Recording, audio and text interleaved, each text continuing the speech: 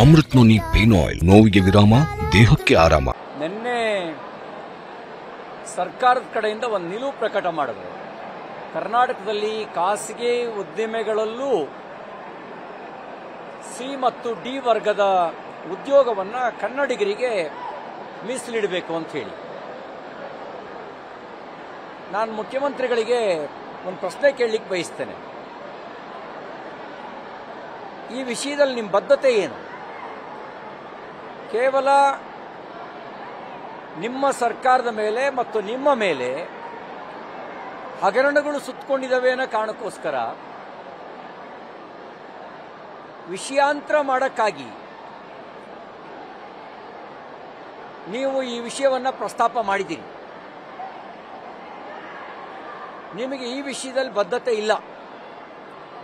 ಮೂಢ ಹಗರಣ ನಿಮ್ಮ ಕೊರಳಿಗೆ ಸುತ್ತಕೊಳ್ಳುತ್ತೆ ಅಂತ ಸ್ಪಷ್ಟ ಇದೆ. ಮಹರ್ಷಿ ವಾಲ್ಮೀಕಿ ಹಗರಣದಲ್ಲಿ ಬೇಲಿಯೇ ಎದ್ದು ಹೊಲಮೇಯ್ದ ರೀತಿಯಲ್ಲಿ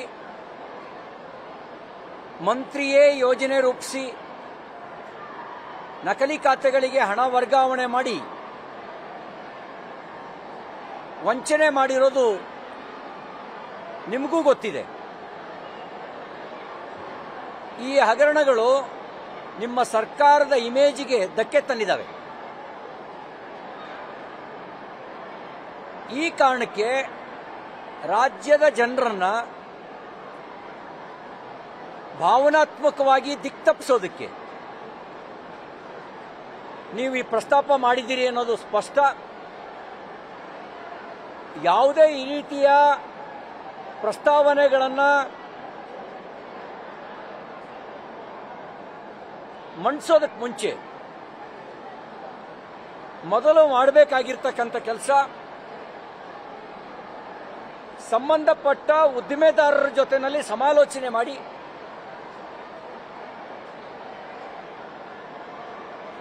ಉದ್ದಿಮೆಗಳಲ್ಲಿ ಲಭ್ಯ ಇರತಕ್ಕಂಥ ಉದ್ಯೋಗ ಅವಕಾಶಗಳೆಷ್ಟು, ಅದರಲ್ಲಿ ಕನ್ನಡಿಗರಿಗೆ ಎಷ್ಟು ಜನರಿಗೆ ಕೊಟ್ಟಿದ್ದೀವಿ, ಎಷ್ಟು ಜನರಿಗೆ ಹೊರ ರಾಜ್ಯದವರಿಗೆ ಕೊಟ್ಟಿದೆ, ಈ ಮಾಹಿತಿಯನ್ನು ತೆಗೆದುಕೊಂಡು ಆ ಮಾಹಿತಿಯ ಜೊತೆಗೆ ಸಹಮತ ಮೂಡಿಸಿ ಅವರಿಗೆ ಯಾವ ಯಾವ ಉದ್ಯೋಗಗಳಿಗೆ ಯಾವ ಕೌಶಲ್ಯದ ಅವಶ್ಯಕತೆ ಇದೆ ಅಂತೇಳಿ ಅದಕ್ಕೆ ಬೇಕಾದಂಥ ತರಬೇತಿಯ ಯೋಜನೆಯನ್ನು ರೂಪಿಸಿ ಆಮೇಲೆ ಅದನ್ನು ಕಾನೂನನ್ನ ತಂದರೆ ಅದು ಬದ್ಧತೆ. ನಾನು ನಿಮ್ಮನ್ನು ಕೇಳ್ತೇನೆ, ನೀವು ಇದಕ್ಕೆ ಸಂಬಂಧಪಟ್ಟಂತೆ ಎಷ್ಟು ಸುತ್ತಿನ ಮಾತುಕತೆಯನ್ನು ಯಾರ ಜೊತೆ ನಡೆಸಿದ್ದೀರಿ? ಇದು ಕೇವಲ ವಿಷಯಾಂತರ ಮಾಡುವಂಥ ಒಂದು ಷಡ್ಯಂತ್ರದ ಭಾಗವೇ ಹೊರತು ಈ ವಿಷಯದಲ್ಲಿ ನಿಮಗೆ ಬದ್ಧತೆ ಇಲ್ಲ ಅನ್ನೋದು ಸ್ಪಷ್ಟ ಆಗುತ್ತೆ. ನಾನು ಈ ಸಂದರ್ಭದಲ್ಲಿ ಆಗ್ರಹಿಸಲಿಕ್ಕೆ ಬಯಸ್ತೇನೆ, ಹೇಗಿದ್ದ ಸಿದ್ದರಾಮಯ್ಯನವರು ಹೇಗಾದ್ರು ಅನ್ನೋದಕ್ಕೆ ನೀವು ಜೀವಂತ ಉದಾಹರಣೆ ಆಗಿದ್ದೀರಿ. 2006ರಲ್ಲಿ ಉಪಚುನಾವಣೆ ಬಂದಾಗ ಅವತ್ತು ಚಾಮುಂಡೇಶ್ವರಿ ಕ್ಷೇತ್ರದ ಉಪಚುನಾವಣೆ ಬಂದಾಗ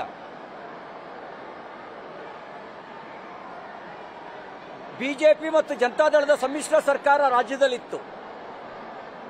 ಮಾಧ್ಯಮದವರು ನನಗೆ ಪ್ರಶ್ನೆ ಕೇಳಿದ್ರು, ಉಪಚುನಾವಣೆ ಬಗ್ಗೆ ನಿಮ್ಮ ಭಾವನೆ ಏನು ಅಂತ, ಲೋಕಾಭಿರಾಮ ಮಾತುಕತೆ ಆಡಬೇಕಾದ್ರೆ. ಆಗ ನಾನು ಹೇಳಿದೆ, ಹೋರಾಟಗಾರರು ಸೋಲಬಾರದು, ಪಕ್ಷ ಬೇರೆ ಇರಬಹುದು, ಸಿದ್ದರಾಮಯ್ಯನಂತವರು ವಿಧಾನಸಭೆಗೆ ಬರಬೇಕು ಅಂತ ನನ್ನ ಭಾವನೆಗಳನ್ನು ಹಂಚಿಕೊಂಡಿದ್ದೆ. ನೀವು ಅವತ್ತು ಅಹಿಂದ ಚಳವಳಿಯನ್ನು ಹುಟ್ಟುಹಾಕಿದ್ರಿ. ನಾವು ನೋಡಿದ್ದು ಒಬ್ಬ ಹೋರಾಟಗಾರನಾಗಿ, ತಾತ್ವಿಕವಾಗಿ ನೀವೊಂದು ಪಾರ್ಟಿ ನಾವೊಂದು ಪಾರ್ಟಿ ಇದ್ರೂ ಕೂಡ ಒಬ್ಬ ಹೋರಾಟಗಾರ ಇರಬೇಕು ಅಂತ ಯೋಚನೆ ಮಾಡಿದ್ವಿ.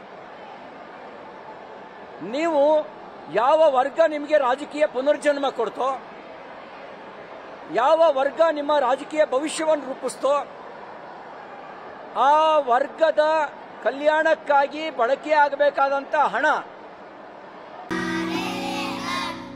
ನಾವು ಸಲಹಿದ ಕೈಗಳು ನಮ್ಮ ನೋವಿಗೆ ಸ್ಪಂದಿಸಿದಾಗ ಆಗುವ ಸಂತೋಷ. ಅಮೃತ್ ನೋನಿ ಪೇನ್ ಆಯಿಲ್, ನೋವಿಗೆ ವಿರಾಮ, ದೇಹಕ್ಕೆ ಆರಾಮ.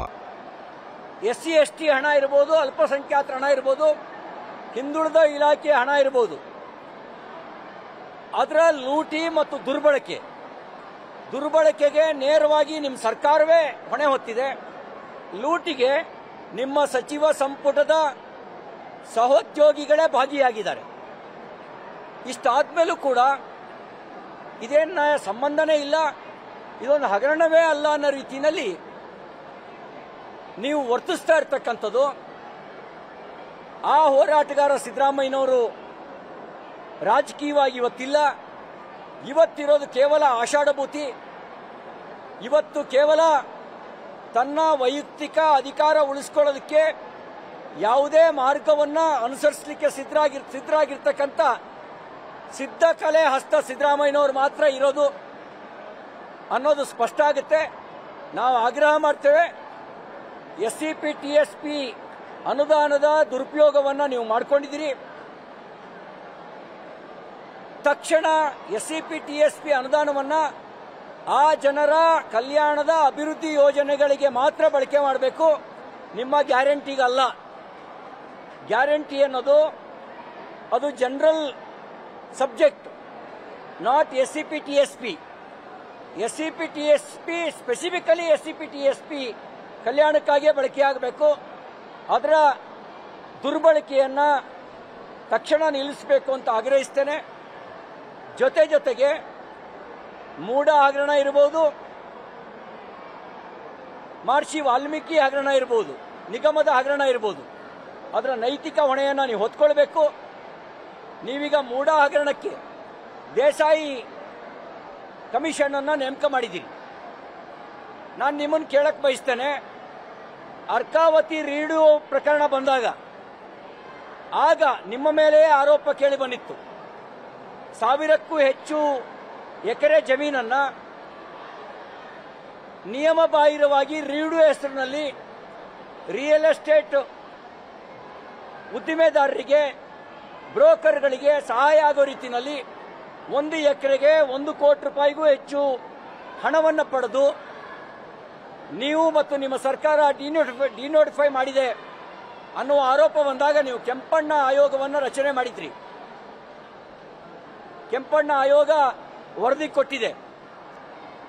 ನಿಮಗೆ ನ್ಯಾಯಾಂಗದ ಮೇಲೆ ಭರವಸೆ ಇದ್ರೆ ದೇಸಾಯಿ ಆಯೋಗಕ್ಕಿಂತ ಮುಂಚೆ ಕೆಂಪಣ್ಣ ಆಯೋಗದ ವರದಿಯನ್ನ ವಿಧಾನಮಂಡಲದಲ್ಲಿ ಟೇಬಲ್ ಮಾಡಿ. ಮೊದಲು ಕೆಂಪಣ್ಣ ಆಯೋಗದ ವರದಿ ಸಾರ್ವಜನಿಕ ಚರ್ಚೆ ಆಗಲಿ, ವಿಧಾನಸಭೆ ವಿಧಾನ ಪರಿಷತ್ನಲ್ಲೂ ಚರ್ಚೆ ಆಗಲಿ. ಆ ಕೆಂಪಣ್ಣ ಆಯೋಗದಲ್ಲಿ ಬಹಳ ಸ್ಪಷ್ಟವಾಗಿ ಅಕ್ರಮ ನಡೆದಿರೋದ್ರ ಬಗ್ಗೆ ತನ್ನ ರಿಪೋರ್ಟಿಂಗ್ನಲ್ಲಿ ಕೊಟ್ಟಿದ್ದಾರೆ, ವರದಿಯಲ್ಲಿ ಹೇಳಿದ್ದಾರೆ. ಆ ವರದಿಯನ್ನ ಮುಚ್ಚಿಟ್ಕೊಂಡು ಇನ್ನೊಂದು ದೇಸಾಯಿ ವರದಿಯನ್ನ ನೇಮಕ ಮಾಡಿರೋದ್ರ ಉದ್ದೇಶವೇ ಒಂದು ಕಾಲಹರಣ, ಇನ್ನೊಂದು ತನ್ನ ಅಕ್ರಮಗಳನ್ನು ಮುಚ್ಚಾಕೊಳ್ಳುವಂಥ ಸಂಚು.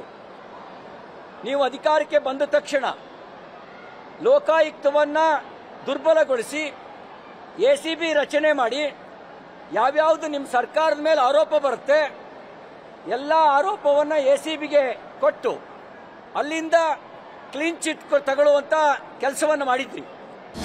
ಅನುಕ್ಷಣದ ಸುದ್ದಿಗಳಿಗಾಗಿ ವಿಸ್ತಾರ ನ್ಯೂಸ್ ಯೂಟ್ಯೂಬ್ ಚಾನೆಲ್ ಸಬ್ಸ್ಕ್ರೈಬ್ ಮಾಡಿ. ಹೊಸ ಸುದ್ದಿಗಳ ನೋಟಿಫಿಕೇಶನ್ಗಾಗಿ ಬೆಲ್ ಐಕಾನ್ ಕ್ಲಿಕ್ ಮಾಡಿ. ಲೇಟೆಸ್ಟ್ ಅಪ್ಡೇಟ್ಸ್ಗಾಗಿ www.vistaranews.com ವೆಬ್ಸೈಟ್ಗೆ ವಿಸಿಟ್ ಮಾಡಿ. ಅಂಗೈಯಲ್ಲೇ ಜಗತ್ತಿನ ಸುದ್ದಿ ತಿಳಿಯಲು ವಿಸ್ತಾರ ನ್ಯೂಸ್ ಕನ್ನಡ ಆಪ್ ಡೌನ್ಲೋಡ್ ಮಾಡಿ.